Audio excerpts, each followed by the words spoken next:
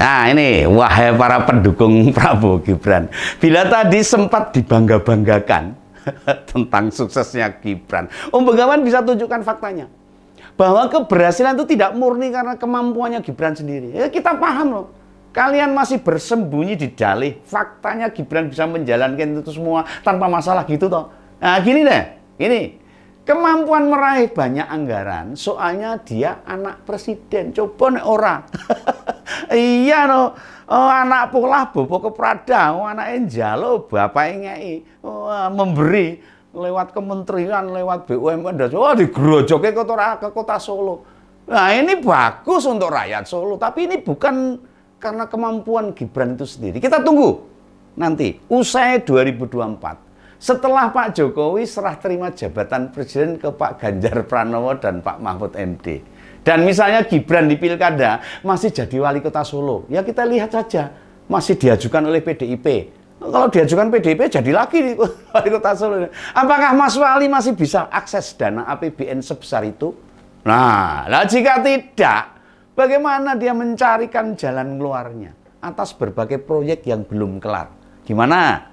Tadi sempat diungkit-ungkit tak? Sempat disinggung loh. Masalah itu loh. Ayo kita tunjukkan saja nanti. Kita buktikan ketika nanti Pak Jokowi sudah tidak jadi presiden dan diganti Pak Ganjar Pranowo untuk 2024 sampai 2029.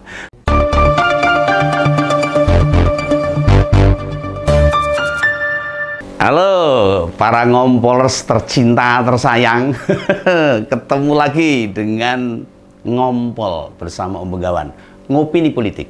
Lah mungkin saat nonton Ngompol malam ini di jeda debat capres atau malah seusai debat ini resiko typing untuk hari debat ya gini nih sepi. Tapi ya enggak apa-apa lah, enggak apa-apa. Yang perlu Om Begawan jelaskan, typing ini diambil saat ini, siang ini, sehingga saat tayang bisa jadi berbeda dengan fakta debat. Karena debat dilaksanakan nanti malam, jam 7. Meski demikian, kita coba. Om Begawan akan sajikan prediksi debat malam nanti ya. Nah, tema debat Cawapres kan tentang ekonomi, keuangan, investasi, pajak, dan sekitarnya. Ya, mari kita kupas ya. Nah, dalam debat, wali kota Solo itu bakal mendaku apa ya? mengaku aku. Jika dirinya berhasil mengangkat pertumbuhan ekonomi cukup tinggi banget. Ya bahkan mungkin dibanding daerah lainnya se-Indonesia. Mungkin loh bagi yang belum tahu, pertumbuhan ekonomi di kota Surakarta tahun kemarin mampu mencapai 6,25%. Wah, ini luar biasa ini. Menurutnya itu. Padahal kita tahu baru usai pandemi loh itu tahun 2021 itu pertengahan itu. Jakarta saja ibu kota itu sebagai pusat ekonomi Indonesia dan juga jadi barometer nasional tuh. Hanya 5,25% aja kok. Terpautnya bisa 1% sendiri loh dengan kota Surakarta. Lebih tinggi Surakarta ini. Nah, bila kita hanya membandingkan angka, pasti para pendukung Prabowo Gibran bakal menepuk dada. Oh, lihat nih, yang kayak gitu kok gak dianggap politisi cerdas, politisi teruji, dan layak jadi pemimpin nasional. Oh, dengan Jakarta aja menang Surakarta. Ya, mari kita lebih paham.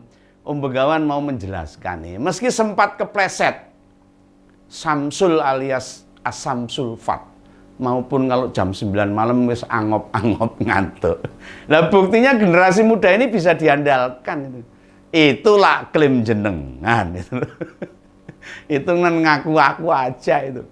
Nah itu kan menepuk dada tanpa data yang jelas. Iya no. Om Begawan juga tidak membantah data itu. Oh itu terdata. Dan semua orang bisa membaca tersebut loh. Tidak membantah itu, emang benar. Pertumbuhan Solo mengalahkan Jakarta. Padahal APBD Solo dengan Jakarta, seandainya itu dibandingkan loh itu. Nah mungkin kayak gajah sama semut loh. Jauh banget perbedaannya. Sekali lagi nih, ini prediksi Om Begawan loh ini. Data ini kan akan dinyunyuk-nyunyukkan Dinyunyuk-nyunyukkan ini bahasa Indonesianya apa ya?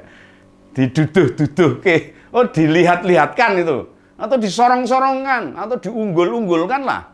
Intinya Gibran sukses besar menggerakkan kota Solo. Ben dikira begitu gitu loh. Nah, bagi yang tidak jeli, maka ya bakal percaya gitu aja, pokoknya percaya toh. Tapi kayak Om Begawan ini sama sekali tidak silau dengan fakta yang disodorkan itu. Kenapa? Soalnya pertumbuhan ekonomi 6,25% tidak murni dari APBD Surakarta saja, APBD Kota Solo. Melainkan ada APBD Provinsi, ada APBN, termasuk BUMN serta bantuan dari UEA. Sehingga duit yang muter di Kota Solo itu lebih banyak daripada yang harusnya terjadi. Ya wajar bila pertumbuhannya lebih tinggi dibandingkan dengan yang lain, di kota lain gitu loh. Jangankan 1%, nggak minus saja wes beruntung itu. Mengapa begitu? Mereka duitnya murni dari APBD, tak Surakarta dan mungkin tambahan sedikit dari provinsi. Sebagai ilustrasi sederhana saja lah. Misalnya kita biasa penghasilannya itu 2 juta. Tiba-tiba dikasih saudara, dapat kiriman dari anak, dapat hadiah uang cash dari bank. Maka otomatis belanja kita lebih besar dibandingkan biasanya toh. Ya bener enggak? Itu loh, itu gampang itu cara mikirnya. Masa orang naik pendapatan, yang dibelanjakan tetap kan nggak mungkin. Lainnya masuk tabungan misalnya, ya mungkin ada beberapa dari kita begitu. Namun dikit banget pasti itu. Yang setiti nyimpen tabungan, kalau ada tambahan uang kiriman ya dibelanjakan apa saja. Mungkin beli elektronik, beli mobil dan sebagainya. Lalu apa kaitannya sama Solo? Di kota Surakarta. Nah ini yang harus saya jelaskan ini. Om Begawan harus menjelaskan supaya masyarakat khususnya orang kota Solo dan masyarakat Indonesia paham jelas. Gibran itu dilantik wali kota Solo tahun 2020.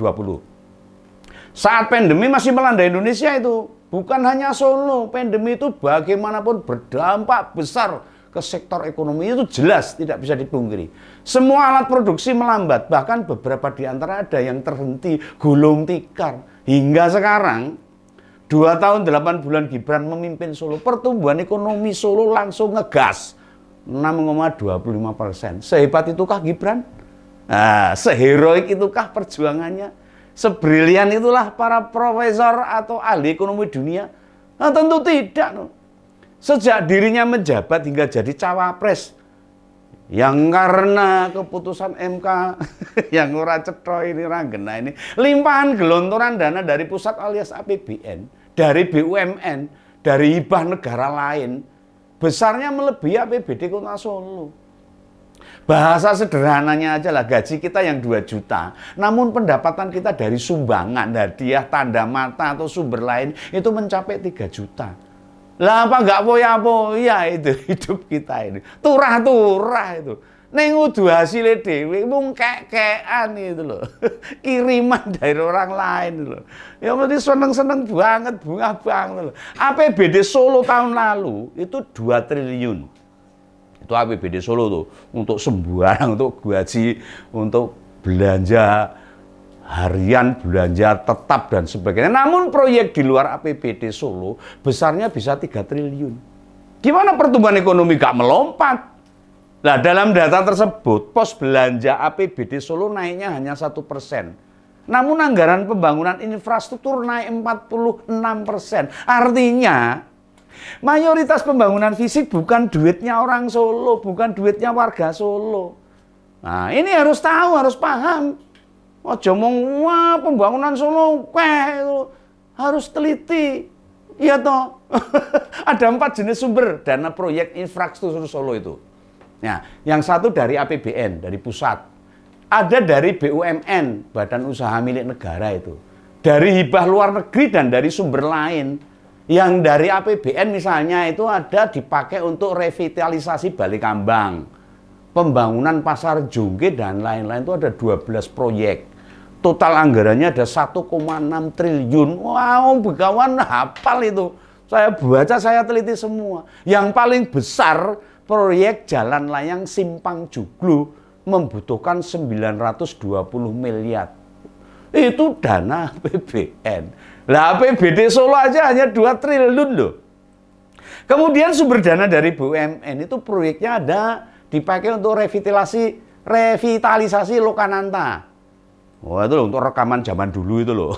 Pembenahan Solo Safari, Juruk itu Taman Satwa itu, pembangunan pusat listrik tenaga sampah Putri Cempo yang dulu bertahun-tahun tidak clear itu total anggarannya ada 485 miliar. Lah, lalu ada konglomerat besar itu Datuk Sri Tahir yang mau bangun museum sains dan teknologi, duitnya 400 miliar. Kemudian hibah dari UEA itu ada 500 miliar. Misalnya membangun Masjid Al-Sayyid itu 300 miliar. Renovasi Pasar Tanggul Sari, pembangun Islamic Center, dan masih banyak lagi. Nah, bila dari ngompolers bilang, duit segitu kan tidak semua beli barang di Solo. Ya toh, orang mungkin Solo enek. Banyak yang tidak ada di Solo, kebutuhan bahannya. Tapi begini, misalnya tiap proyek itu biaya tenaga kerjanya itu 30% dari nilai proyek. Otomatis anggaran 30% itu kan muter di Solo. Ya oke lah, anggap yang 5% bukan orang Solo. Duitnya ditransfer ke keluarga mereka yang tidak tinggal di Solo. Tapi masih ada 25% dari 3 triliun. Itu masih gede banget loh. 750 miliar itu senilai 25% APBD. Yang kemudian pertumbuhan ekonominya sulit ditandingi daerah lain. Bahkan di Jakarta ini itu permasalahannya. Kenapa Surakarta Solo itu menjadi tinggi? Nah, begitulah ngompol, ngopini politik bersama Om Begawan. Sampai jumpa.